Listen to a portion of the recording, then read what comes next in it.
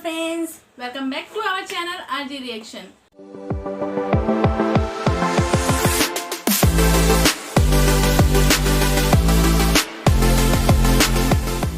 मैं हूँ रेनू और मैं हूँ आपके साथ ज्योति। तो कैसे हैं आप सब? उम्मीद है अच्छे अच्छे होंगे और मजे में होंगे।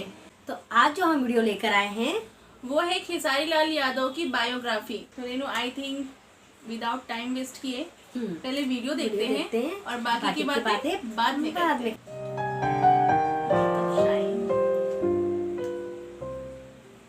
नमस्कार, प्रणाम। मैं खेसारी लाल यादव और इस चैनल से जितने लोग जुड़े हैं सबको दिल से थैंक यू और ढेर सारी शुभकामना आपके जीवन के लिए, ताकि ऐसे ही आप खुश रहें और लोगों को खुशी से अपनी खुशी बांटते रहें। शुरू में मैं एक ऐसे गांव से था जहाँ पे बहुत स्कोप बहुत कम है। जब मैं पेट में था तो उस समय माटी का घर था मेरा, और वो मेरे पैदा होने से 2-3 महीने पहले वो ढह चुका था। तो रहने के बाद अब आदमी कहाँ जाए, तो फिर बगल में एक हमारे जैसे गांव में बहुत सारे लोग अपने होते हैं, उनका ही घर था, वहीं पे पैदा हुआ था मैं। फिर 3-4-5 महीने मेरी माँ वहाँ रही, अपने परिवार के ही, अपने ख़ानदान के ही लोग थे। फिर हमारा घर धीरे धीरे बन गया, तो शायद माँ वहाँ आई। ये मैं अपने माँ के मुँह से सुनता हूँ, पापा के मुँह से सुनता हूँ, क्योंकि मुझे तो उस वक्त याद तो है नहीं चीज़ें। तो मम्मी पापा बताते हैं मुझे कैसा था। 6-7 बरस का था तब से मैं दूध बेचता था, भैंस चराता था। तो काफ़ी गांव में मेरी काफ़ी दिन मेरी जीवन कटी है। उसके बाद मैं जो रामायण महाभारत गाते हैं गांव में, वहाँ पे मैं सीखने लगा रामायण महाभारत। और लोगों के साथ झाल बजाते समय मुझे 10 रुपये मिलते थे। तो उस वक्त 10 रुपये ज़्यादा थे। 98-99 से मैं करीब इस लाइन में आया। तो 10 रुपये मिलते थे, कहीं कहीं में कुछ ज़्यादा बोलता था तो 10-20 और ज़्यादा मिल जाते थे। तो दिन भर रात भर मैं शो करता था और दिन में मैं पढ़ाई करने जाता था। तो बहुत कष्ट होता था कि अपने पैसे से पढ़ाई करना बड़ा, लेकिन अच्छा भी लगता था कि मैं अपने पैसे से पढ़ाई कर रहा हूँ। बहुत कम ऐसे फाइनेंशियली चीज़ें हो पाती थी, क्योंकि पापा अकेले कमाने वाले थे। तो स्थितियाँ सुधरती नहीं थी, क्योंकि हम ज़्यादा 7 भाई हैं, चाचा के 4 लड़के हैं और मैं 3 भाई। तो 7 भाई और माँ ने ही सबको पाला है। चाचा की वाइफ मेरी बहुत पहले गुजर गई, तो सबको माँ ने ही पाला। तो 7 भाइयों का देखना, खाना पीना, पढ़ाई लिखाई हर आदमी का, और एक कमाने वाला, तो प्रॉब्लम तो होती ही थी। हमारे पास ज़मीन भी नहीं थी। 5 से 7 कट्ठा ज़मीन हमारे पूर्वजों के थे। फिर भी धीरे धीरे पापा ने बहुत स्ट्रगल करके, चाना बेच के, गार्ड की नौकरी कर करके उन्होंने हमें यहाँ तक पहुँचाया। तो उसके बाद मैं फिर चला गया आपके दिल्ली में बहुत सारा स्ट्रगल हुआ। फिर लिट्टी चोखा बेचने लगा। लिट्टी चोखा बेच के फिर शादी हो गई मेरी। फिर लिट्टी चोखा बेचा वाइफ के साथ, पापा, मैं, वाइफ, मम्मी, सब लोग दिल्ली रहते थे। एक झोपड़ी था, उसी में लिट्टी बनता था और हम लोग बेचते थे। लेकिन धीरे धीरे उसी लिट्टी के पैसे से 10-20 और कुछ शो कर करके मैंने कुछ पैसे 10 या 12 हज़ार रुपये जुगाड़ किया था। और उसी पैसे से मैंने कैसेट गाया था, जो कैसेट फ्लॉप हो गया, कुछ आया नहीं, नाम भी नहीं हुआ। तो मैं लोकगीत का गायक था ही नहीं। मैं एक रामायण महाभारत गाता था, उसमें कितने पैसे, तो मेरी गायकी भी डिफरेंट थी लोगों से। जो लोग गीत गाते हैं उन लोगों से डिफरेंट गायकी थी मेरी। लेकिन फिर एक कैसेट गाया 24 हज़ार रुपये लगा के। वो कैसेट थोड़ा बहुत बजा। उसके बाद कंपनी प्रोजेक्ट होने लगे। तो कंपनी प्रोजेक्ट होने लगे तो मेरे पैसे नहीं लगते थे, कंपनी लगाती थी मेरे ऊपर। फिर 2-3 कैसेट ऐसे गाया, 4-5 कैसेट करीब। फिर उसके बाद एक कैसेट गाया मालभेटाई मेला में, और वो रातों रात इतना बड़ा, उस समय मेरी बेटी हो चुकी थी, तो वो रातों रात मुझे स्टार बना दिया। यानी लोगों के दिल में एक जगह बना दी, स्टार नहीं बोल सकते, लोगों के दिल में एक मेरी अहमियत, जो मेरी पहचान थी, जो छुपी हुई थी, उस कैसेट ने मुझे एक पहचान दिया। और रातों रात में सबके दिल का राजा बन गया। और उसके बाद सिलसिला शुरू हो गया। तो फिर उस वक्त भी मैं लिट्टी चोखा बेच रहा था, फिर जब कैसेट बड़ा हिट हो गया तो फिर लिट्टी चोखा का दुकान मैं छोड़ दिया, पापा बेचने लगे। फिर पैसे जब आने लगे तो मैंने पापा को भी बोल दिया, पापा ये सब छोड़ दीजिए। तो पापा ने भी छोड़ दिया और फिर हर चीज़ अपने जिम्मेदारी पे मैं ले लिया। तो स्ट्रगल पीरियड, जब मैं कैसेट भी गाता था तो उस समय स्ट्रगल पीरियड मेरी बहुत बड़ी होती थी। धूप में जाना, साइकिल चला के कैसेट का प्रचार करना। आजकल कैसेट के प्रचार नहीं हो पाते हैं। आजकल तो यूट्यूब का एक दौर है कि आप कुछ भी गाइए, कुछ भी करिए, आप यूट्यूब पे डाल दीजिए, आपकी चीज़ें लोगों तक पहुंच जाती है। लेकिन पहले ऐसा नहीं था, पहले पहुंचाना पड़ता था। उस समय सेल्समैन बन के नहीं, एकदम पुअर बन के आपको जाना पड़ता था, एक लाचार आदमी बन के जाना पड़ता था। फिर भी लोग नहीं रखते थे कैसेट, पोस्टर चिपकाने पर पोस्टर फाड़ देते थे सब, गाली गलौज भी होती थी। तो बर्दाश्त तो करना पड़ता था, क्योंकि आपको एक अपनी दुनिया में छवि बिखेरनी है, तो कहीं ना कहीं आपको चीज़ें बर्दाश्त करनी पड़ेगी। और उस समय माँ बहन की गाली भी सुननी पड़ती थी। तो मैं खुद ही 12-2 बजे रात को कहीं अगर साउंड सुनता था कि हाँ यहाँ पे शादी ब्याह है, तो वहाँ पे ऑर्केस्ट्रा है, जो लड़कियाँ नाचती थी कलकत्ता से आकर, तो वहाँ पे डीजे बजता था, तो वहाँ पे कैसेट लेकर मैं जाता था, उनको 10-20 देता बिता के, प्लीज़ मेरा भी कैसेट बजाइए, मेरा भी गाना बजाइए, ताकि लोग मुझे जाने कि मैं भी कुछ कोई आदमी हूँ। तो उस टाइप से बहुत स्ट्रगल, रात रात भर घूमना भागना। तो उस बीच में सपोर्ट किसी का नहीं था। और फिर मैं दिल्ली से कैसेट गा गा के कम से कम 12-13 कैसेट मेरी सुपर डुपर हिट हुए। फिर मेरा एक सिनेमा, एक आलोक सिंह है, जो कि पहला सिनेमा मुझे लेकर बनाए, बलिया के रहने वाले। तो पहला सिनेमा वो मुझे लेकर बनाए, साजन चले ससुराल। और फिर मानसू जी उसके डायरेक्टर थे, स्मृति सिन्हा हीरोइन थी। तो वो सिनेमा मेरा बनने के बाद मुझे उस समय कुछ पता नहीं था, मैं डांस भी सीखा नहीं था, डांस सीखा आज भी नहीं हूँ, लेकिन देख देख के आज कुछ कर लेता हूँ। उस समय मैं 4 से 5 दिन फाइट सीखा था, और उसके बाद सिलसिला शुरू हुआ तो मैं महाड़ा में रहने लगा। हमारे एक दोस्त थे, बड़े भाई की तरह है, विकास सिंह बीरप्पन, जिन्होंने मुझे 2-3 महीने अपने घर पे रखा। और बहुत सारी चीज़ों पे काम करना था उस समय। ऑडियो भी मैं नहीं छोड़ना चाहता था कि नहीं, ऑडियो नहीं छोड़ूंगा, मैं गाऊंगा।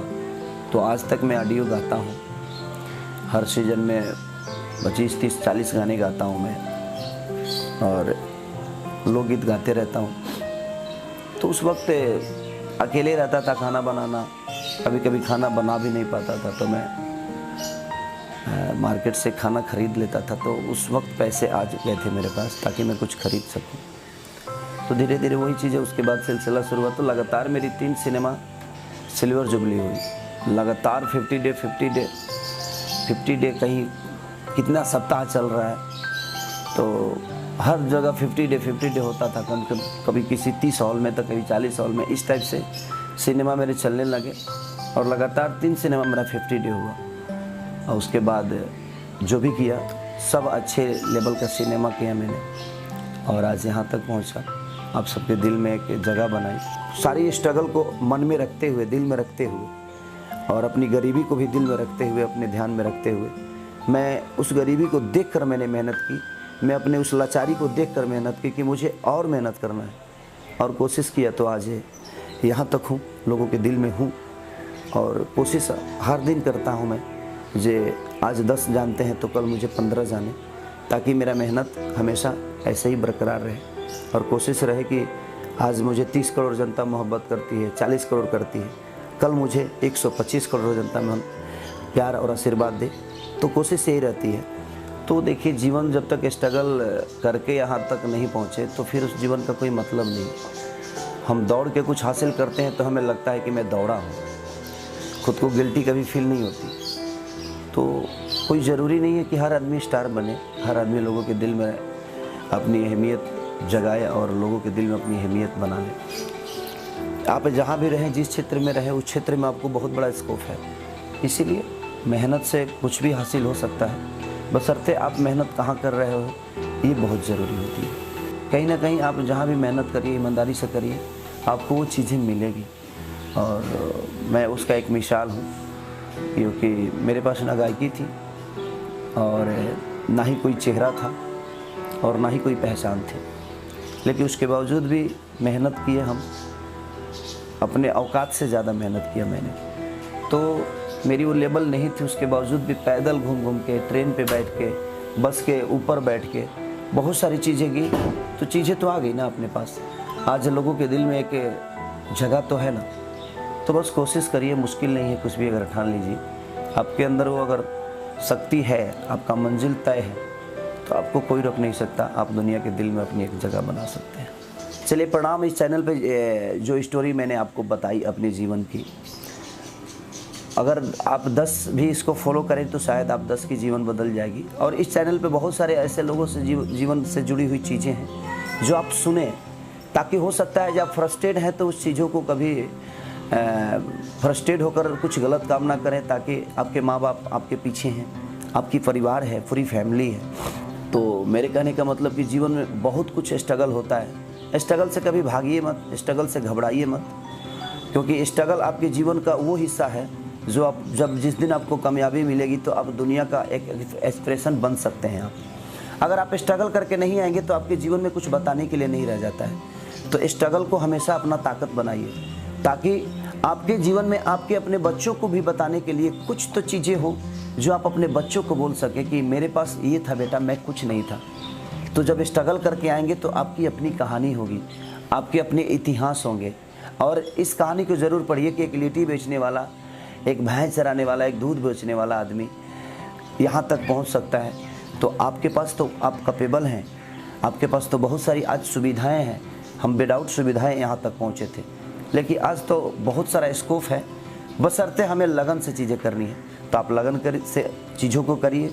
बस दिल से थैंक यू। इस चैनल को ढेर सारा प्यार दीजिए और अपने जीवन को कभी डिप्रेशन में लेके मत जाइए। कोशिश करिए कि आप दुनिया के इतिहास बने और उस इतिहास के पन्ना दुनिया पढ़े और कुछ सीख मिले आपसे। Thank you.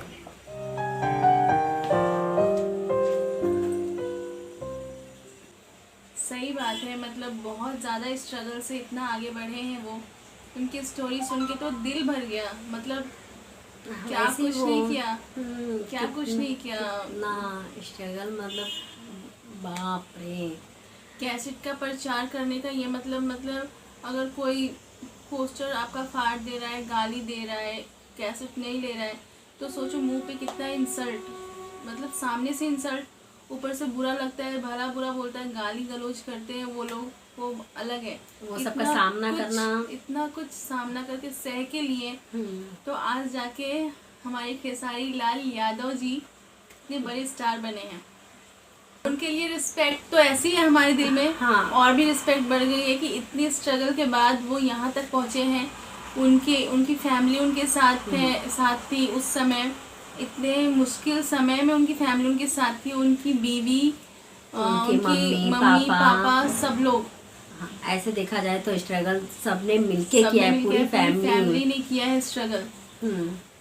खेसारी लाल यादव की वाइफ को भी सैल्यूट है हमारे तरफ से। सच में सैल्यूट है, क्योंकि मतलब वो रोड पे ऐसे बेचना लिट्टी चोखा, थोड़ा बहुत लड़कियों को, औरतों को इंसल्ट फील होता है कि कितने आदमी लोग आएंगे, क्या बोल के निकलते क्या नहीं। तो रोड पे लिट्टी चोखा बेचने का मतलब है, ठीक है, फिर भी इज्जत से कोई भी काम करना छोटा बड़ा नहीं होता है, लेकिन एक दिल में होती है ना कि कोई क्या बोलेगा। तो वो सब उनकी वाइफ ने बिल्कुल भी नहीं सोचा और कुछ भी बिना सोचे उनका साथ दिया है। हर हालत में साथ दिया खेसारी लाल का जी। जो हालत में थे वो उन्होंने साथ दिया है। इनकी कामयाबी के पीछे इनके मम्मी पापा और उनकी वाइफ, इन लोग सबका बहुत बड़ा हाथ है। और पूरी फैमिली को सैल्यूट है, पूरी फैमिली को एक्चुअली सैल्यूट है। और खेसारी लाल इतनी हिम्मत नहीं करते तो नहीं होता। नहीं होता उनको तो सच में। और हमें भी इससे बहुत कुछ सीखने मिला है कि हारना नहीं चाहिए जिंदगी में, हार नहीं माननी चाहिए। और मतलब बहुत कुछ हमारी लाइफ में भी आती है ना कि ये हो गया यार, अब तो मतलब लाइफ का कुछ मतलब ही नहीं होता, ऐसे सोचते लाइफ का कुछ मतलब नहीं होता, अभी अपनी लाइफ खत्म कर देनी चाहिए, या मतलब ये वो कुछ भी माइंड में आते हैं। डिप्रेस्ड हो जाता है आदमी, फुल डिप्रेशन में चला जाता है कभी कभी। तो एक ये बहुत अच्छी सीख मिली है इनकी स्टोरी से खेसारी लाल की बायोग्राफी से हमें बहुत ही अच्छी सीख मिली है कि हिम्मत, कभी भी स्ट्रगल से नहीं भागिए।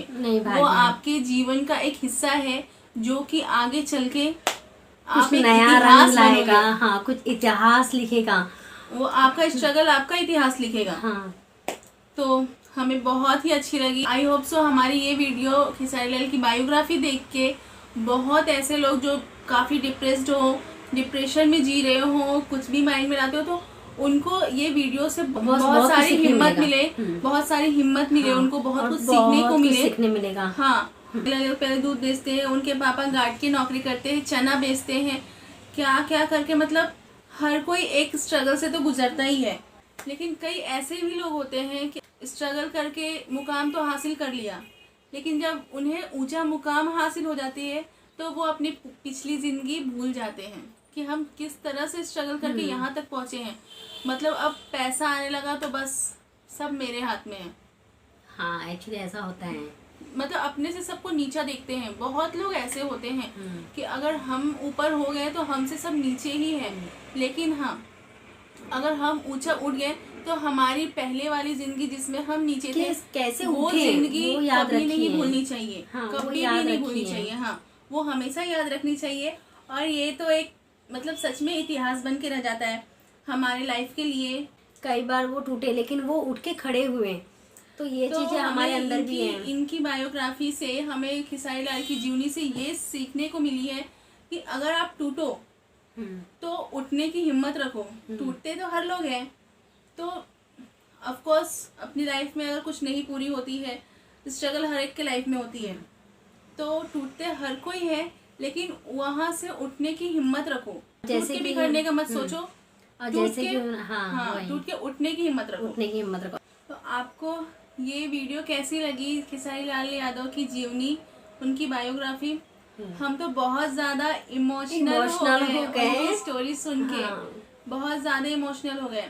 तो आई होप सो कि सबकी लाइफ ऐसे बदले, अगर बदले तो ऐसे ही बदले और ऐसे मुकाम तक पहुंचे। तो आपको ये वीडियो कैसी लगी है हमें कमेंट करके जरूर बताइएगा। अगर आप हमारे चैनल पे नए आए हो प्लीज सब्सक्राइब कीजिए और बेल आइकन को दबाना बिल्कुल भी मत भूलिएगा, जिससे कि हमारी वीडियो की नोटिफिकेशन सबसे पहले आप तक पहुंचेगी। तो आपको हमारी ये वीडियो अच्छी लगी हो तो प्लीज लाइक कीजिए, सब्सक्राइब कीजिए और बहुत सारे कमेंट्स कीजिए। अगर आपको इस वीडियो से कुछ सीखने को मिली हो, उनके लाइफ से कुछ सीख मिली हो, तो आप अपने आगे भी इस सीख को बढ़ाइए, इस वीडियो को शेयर कीजिए। और हम ये video wake up and shine channel से लेके आए हैं, तो आप उस चैनल को भी सब्सक्राइब कर लीजिए। और यहाँ पे ऐसी बहुत सारी स्टोरीज हैं, तो आप जाके जरूर देखिए। और आप अभी तक हमें इंस्टाग्राम पे फॉलो नहीं किए हो तो आप हमें इंस्टाग्राम पे भी फॉलो कर सकते हैं। हमारे इंस्टाग्राम आईडी की लिंक हमारे डिस्क्रिप्शन बॉक्स में दी हुई है, तो आप जाइए और फॉलो कीजिए। तो हमारे लिए ये स्टोरी बहुत ही प्रेरणादायक है। तो खुश रहिए, एंजॉय कीजिए, अपने अपने लाइफ में सब आगे बढ़िए और बने रहिए आरजे रिएक्शन के साथ। मिलते हैं अपने नेक्स्ट वीडियो में, तब तक के लिए बाय बाय।